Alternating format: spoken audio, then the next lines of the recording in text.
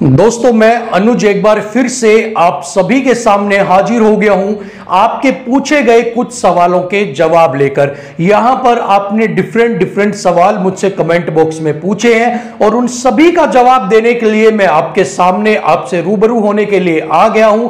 तो सबसे पहला सवाल, क्या आइज के अंदर जो रीमेडिकल मिल रहा है वो किस वजह से हमें मिल रहा है? तो यहां पर मैं आपको बता देता हूं, आपकी आई साइट जो दिल्ली पुलिस के अंदर मांगी गई है वो मांगी गई है 6/12, 6/12। यहां पर जिनकी भी आई साइट 6/9 है, 6/6 है, वो बिल्कुल सही है, उनको कोई भी घबराने की दिक्कत नहीं है। अब दिक्कत कहां आ रही है? दिक्कत उन बच्चों को आ रही है जिनको डॉक्टर ने विद ग्लासेज लिख दिया कि विद ग्लासेज उनकी पावर कितनी है, और वो वाले जो आखिरी के जो सारे कॉलम थे वो सारे के सारे क्या कर दिए?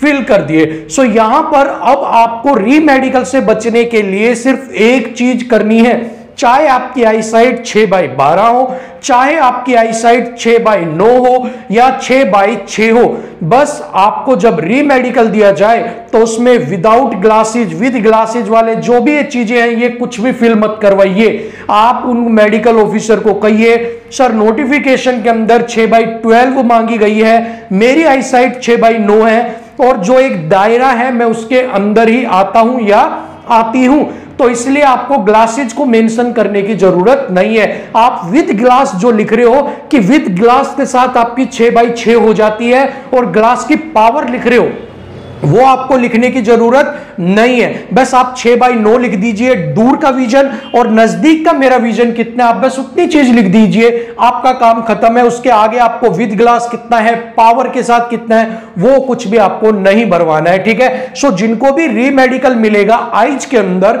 उनको ध्यान रखना है, उनको विद ग्लासेज वाला कॉलम फिल नहीं करवाना है, ठीक है ना।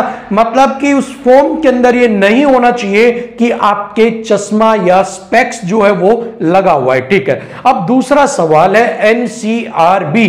अब एनसीआरबी क्या प्रॉब्लम है, एनसीआरबी क्या नया रोला है? बहुत से बच्चे हैं जिनकी पीवीआर हुई है, उनके ऊपर कोई क्रिमिनल केस नहीं है, उनके ऊपर कोई भी मुकदमा नहीं है, कोई भी एफआईआर नहीं है, फिर भी उन्हें ज्वाइनिंग लेटर इशू नहीं किए गए क्योंकि उनको कहा गया कि आपका नाम एनसीआरबी के अंदर आता है। सो एनसीआरबी है क्या एक्चुअल में? और उनके अंदर जब उन्होंने कुछ किया भी नहीं तो एनसीआरबी के अंदर उनका नाम क्यों आया?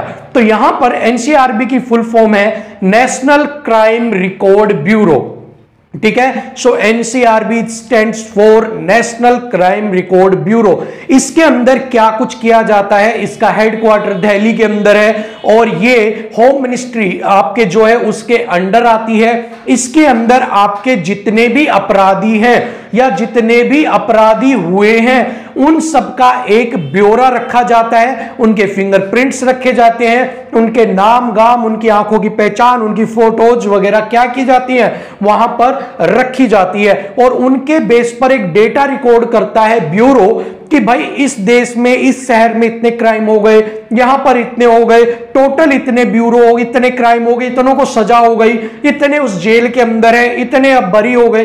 ये सारा record national crime record bureau के पास होता है, ठीक है। अब क्या हुआ, आपकी जब वेरिफिकेशन की गई तो उन्होंने आपका क्या किया? पुलिस ये करती है कि आपके ऊपर मुकदमा नहीं है, दैट्स ओके, ठीक है, उन्होंने चेक कर लिया आपके ऊपर नाम नहीं है, उन्होंने आपको clean chit they the. But जब आपकी एनसीआरबी से भी आपका रिकॉर्ड कंफर्म करवाया जाता है कि भाई एनसीआरबी में आपका रिकॉर्ड इसलिए कंफर्म करवाया जाता है कि कहीं ये हमसे कोई ऐसी चीज या कोई ऐसी चीज जो हमसे छूट गई हो तो वो एनसीआरबी के रिकॉर्ड के अंदर जरूर दर्ज होती है। जब भी कोई क्राइम होता है वो एनसीआरबी रजिस्टर जरूर एनसीआरबी के अंडर हो जाता है आपका, ठीक है। सो जब आपको सर्च किया गया उसके अंदर, कैसे सर्च करेंगे भाई? मान लो आप कोई भी एक बंदा है XYZ, उसको सर्च किया, XYZ के 10 बंदे खुल के आ गए, आपके शहर का नाम क्लिक किया, वहां पर 10 बंदे खुलकर आ गए, तो वहां पर आपको एज ए सस्पेक्ट रख लिया गया। ठीक है, क्या रखा गया? एज ए सस्पेक्ट, मतलब संदेह की दृष्टि में। अब क्या किया जाएगा, जो अपराधी एनसीआरबी के अंदर दर्ज होते हैं उनके फिंगरप्रिंट्स भी रखे जाते हैं, उनकी डिटेल्स रखी जाती है, उनकी कहां पर प्रोसीडिंग्स हुई वो रखी जाती है, उनका कहां पर सजा है वो है, किस केस के अंदर वो है, कौन कौन सी पार्टीज थी, वो सारी डिटेल्स आपके एनसीआरबी के पास होती है। सो एक बार में मान लो आपको कल ज्वाइनिंग लेटर मिलना है, आपकी पीवीआर हुई है, एनसीआरबी के अंदर नाम है, सो बिल्कुल इफेक्टिव तरीके से कि आज किया है, कल ही आपको उस चीज को क्लैरिफाई नहीं कर पाते वो कि आप ही वो पर्सन है या वो पर्सन आप नहीं है। ठीक है ना, इसके लिए आपको क्या चाहिए? कुछ टाइम चाहिए होता है, और उसी टाइम के लिए आपको क्या रखा जाता है? आपको रोक दिया जाता है कि भाई हाँ अभी आप रुक जाओ, और अभी आपको जब ये क्लियर हो जाएगा तो आपको दे दिया जाएगा। और इसके भी लॉट्स ऑफ मेथड्स होते हैं टू कंफर्म कि आप कल्प्रिट हैं या नहीं है, आप समथिंग हाइड कर रहे हैं या कुछ चीजें हाइड नहीं कर रहे हैं, चाहे फिर वो आपके फिंगरप्रिंट से मैच करे, चाहे आपकी फोटोज मैच करे, चाहे आपके एड्रेस प्रूफ मैच करे, चाहे वो जिस कोर्ट में आपके ऊपर हुआ वहां से कंफर्म करे, बट अगर आप ठीक हैं तो आपको वो चीज क्लैरिफाई, उसको क्लियर कर देंगे, और उसके बाद में वो रेक्टिफाई भी करेंगे कि यार यहां पर ये दिक्कत हुई थी और इन चीजों को हमने हटा दिया, now you are eligible to get your joining letter, और आप अब आ सकते हो और अपने ज्वाइनिंग लेटर को ले सकते हो। ठीक है, सो एनसीआरबी मींस आपके पास एक रिकॉर्ड होता है जिसमें आपका नाम सिटी के नेम से वो फिल्टर लगा देते हैं। ठीक है, तो उस बेस के ऊपर आपको रोक दिया होगा, बाकी कोई भी दिक्कत नहीं है, जिसको रोका है उसको ज्वाइनिंग लेटर यहां पर मिल जाएगी। जस्ट टू यू नो कि परेशान करने का मेथड एक ये हो गया कि आपको एक बार आप दिल्ली गए, आपको नहीं दिया, उसके बाद आप अगेन जाते हैं, फिर नहीं दिया। सो ये परेशान करने वाले मेथड हो गए कि सिरदर्दी आपकी कर रहे हैं फालतू में, फटीक वाली। ठीक है, बाकी कुछ भी आना जाना नहीं है, आपको वो ज्वाइनिंग लेटर इशू कर देंगे, आज नहीं तो 4 दिन बाद कर देंगे। ठीक है, चलिए उसके बाद जो अगला सवाल पूछा है वो पूछा दांत में कैविटी हो रही है मेरे, या मेरे 1-2 दांत नहीं है, क्या मुझे रीमेडिकल दिया जाएगा या मुझे ज्वाइनिंग लेटर नहीं दिया जाएगा? तो अगर आपके दांत के अंदर कैविटी हो रही है तो आपको कोई भी दिक्कत नहीं है, आपको आपका ज्वाइनिंग लेटर मिल जाएगा, रीमेडिकल भी नहीं मिलेगा।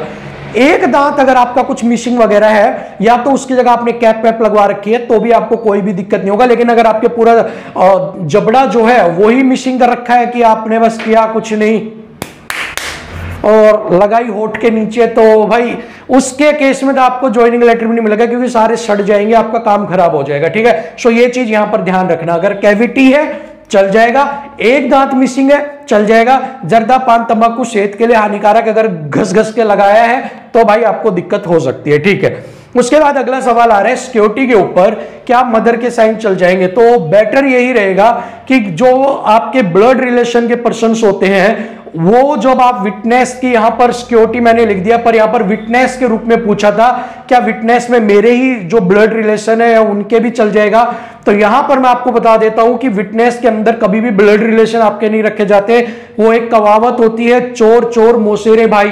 तो अगर आप बदनाम है, आपके अंदर कोई खोट है, तो घर वाले आपको कैसे विटनेस बनेंगे, गवाह बनेंगे? वो तो खुद आपके साथ उस जुर्म में शामिल माने जाते हैं। ठीक है, सो इसलिए कभी भी आपके ब्लड रिलेशन को आप विटनेस नहीं बना सकते, इसलिए आपको क्या करना होगा, आपके 2 अलग से गवाह लेके आने पड़ेंगे, चाहे वो आपके पड़ोसी हो या कोई भी हो। ठीक है, अगला एसडीएम और डीएम के साइन आपके एग्रीमेंट फॉर्म के अंदर कहा गया कि एसडीएम के साइन आपसे करवाने हैं, लेकिन बहुत से बच्चों का सवाल है एसडीएम साइन ना करे तो क्या करें?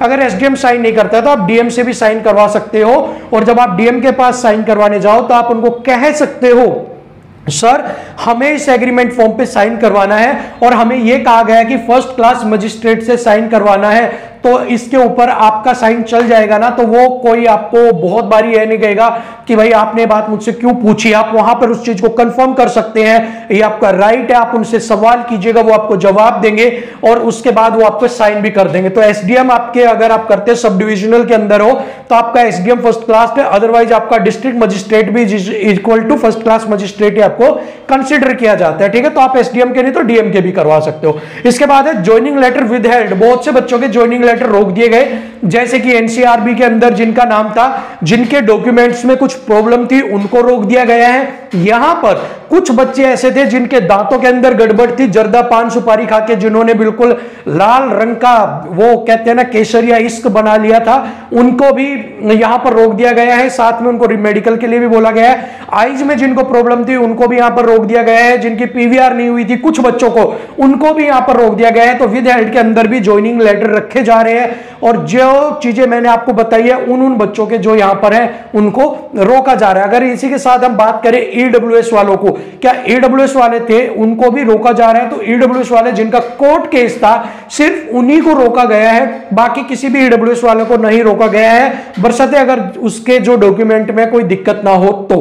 ठीक है, चलिए भाई, एक बच्चे ने बड़ा शानदार सवाल पूछा, एसी मिलेगा बैरक के अंदर या फैन मिलेगा हमें? ठीक है, सो भाई देखिए, कहने में आता है कि आप सरकारी दामाद बन गए, ठीक है, तो अब आप अपने आप को वो फीलिंग मत लो कि भाई मैं सरकारी दामाद और सरकार मेरे को अपनी बेटी दे रहा है, जिसके लिए बटेऊ जाएगा ट्रेनिंग पर तो बटेऊ के लिए वो एसी लगवाएगा। ठीक है, आप कहने के लिए सरकारी दामाद है, लेकिन आप इतने वो नहीं। उसने अपनी दिल्ली पुलिस ने आपकी बेटी नहीं भी आई अपनी आपके साथ कि आप जाओगे तो बैंड बाजे के साथ आओ जी आओ, आपको माला 1100 की माला और एसी लगा के गद्दा अंगूरों का गुच्छा साथ में और वो खिलाने वाले 2 खड़े होंगे, ऐसा कुछ भी नहीं होना भाई। ठीक है, सिंपल आपको चीजें मिलेंगी, एसी वेसी, वहां ट्रेनिंग करने जा रहे हो या 5 स्टार होटल में मौज फाड़ने जा रहे हो आप। ठीक है, सो आपको वहां पर बेसिक जो नेसेसिटी होती है वो सारी चीज मिलेंगी। ये जिसके भी मन में ख्याल आ रहे हैं या जिसके भी मन में ख्वाब उठ रहे हैं कि मुझे एसी मिलेगा, मुझे ये शाही स्वागत होगा, भाई भूल जाओ।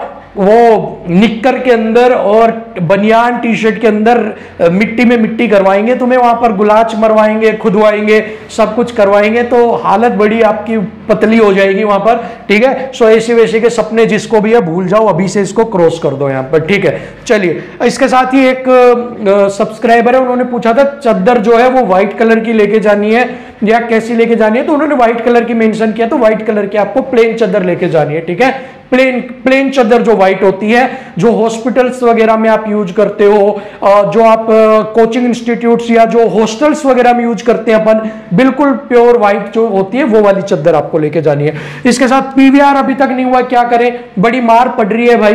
वो कहते हैं ना कि टोटे में टोटा आने वाली बात। एक तो पीवीआर नोटिस वो लेने गए, ज्वाइनिंग लेटर, पीवीआर हुआ नहीं था तो उनको दिया नहीं, जाके पता कर रहे हैं कि हमारी पीवीआर, कह रहे हमने तो भेज दी, वहां जाके पता कर रहे हैं हमारी पीवीआर आई नहीं। ये तो वही बात हो गई कि अभी पहले जॉब से पहले तो हमें धक्के खिलवा रहे हैं। ठीक है, आराम से, मतलब परेशान कर रहे हैं। कुल मिला के बात ये है। ठीक है, सो अभी आपको करना क्या है, अभी आपको कुछ भी नहीं कर सकते। जब उन्होंने भेज दी, वो मना कर रहे हैं, अब बीच में कोई कबूतर तो है नहीं कि जो आप उसकी चिट्ठी है उतार लोगे, पकड़ लोगे। आएगी तभी आएगी, लेकिन आएगी, जल्दी आएगी, घबराने की जरूरत नहीं है, वेट करो, आराम से आपकी पीवीआर हो जाएगी। ठीक है, जब तक सारे ज्वाइनिंग लेटर बटेंगे उससे पहले आपकी पीवीआर आ जाएगी, बेफिक्र रहो आप। ठीक है, चलिए, 625 का यार बहुत बार बच्चे पूछते हैं 625 का कब तक होगा, जी भी दुखी हो जाता है। वो कहते हैं सर जी हमारा भी दर्द को महसूस करो, तो मतलब क्या बताएं बस तुम्हें यार, जो इनका प्रोसेस कंप्लीट होगा मार्च में, तो ठीक है, मार्च एंड तक हो सकता है आपको कुछ सुनने को मिल जाए आपकी खबर। बाकी अप्रैल के अंदर मैंने आपको बोला है, और बहुत से लोग कह रहे थे, मैं बताता हूं कि अप्रैल आपने बोल दिया, ऐसे तो आप बोल दो अगस्त में होगा, तो अगस्त तक तो हो ही जाएगा। तो भाई अगर तुम्हारे कोई भुजा चावल, सरसों के दाने या गेहूं के दाने से तुम भुजा निकाल सकते हो तो भाई तुम निकाल लो भुजा, तुम्हारी कब निकलेगी 625 की। जो मुझे ज्ञान था मैंने मेरे ज्ञान के अनुसार बता दिया, बाकी अब आप जानो, अंतर्यामी प्रभु हो आप, जो चाहे आप सोच सकते हो।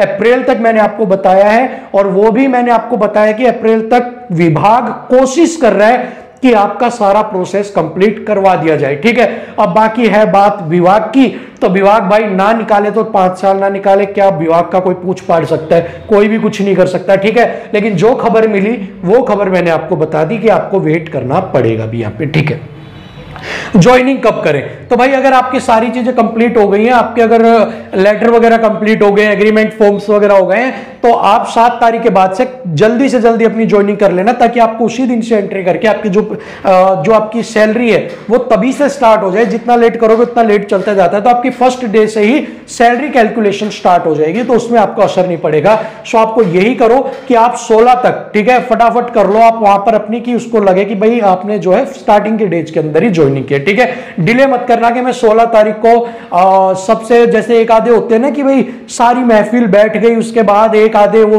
ब्लैक चश्मा लगा के कोट को रजनीकांत की तरह यूं मार के और फिर आएंगे बिल्कुल सभा में और उसको चश्मा हटा के तो ऐसी चीज आप मत करना, वहां कोई नहीं देखेगा आपको, ठीक है, कि आप 4 बजे आए हो भाई तो इनका भव्य स्वागत किया जाए, आखिरी यात्री यही है हमारी उसके, ठीक है। सो ऐसा कुछ भी नहीं है, अपना टाइमली, अपना सबसे पहले जिस दिन भी आपको जाना ही है 7 तारीख के बाद अपना लो नारियल फोड़ो और कर दो चढ़ाई और बिल्कुल अपनी ज्वाइनिंग कर लो, ठीक है भाई। तो सारे सवालों के जवाब यहां पर आपको मिल गए होंगे, और फिर भी कोई डाउट रह गया तो कमेंट बॉक्स अपना जिंदाबाद, कमेंट बॉक्स के अंदर सवाल पूछो, आपके मैं जवाब जरूर दूंगा। तो तब तक के लिए चैनल को सब्सक्राइब कर लो, वीडियो को लाइक शेयर कर दो, अगली वीडियो में फिर मिलेंगे, तब तक के लिए मुझे इजाजत दीजिए, नमस्कार, जय हिंद।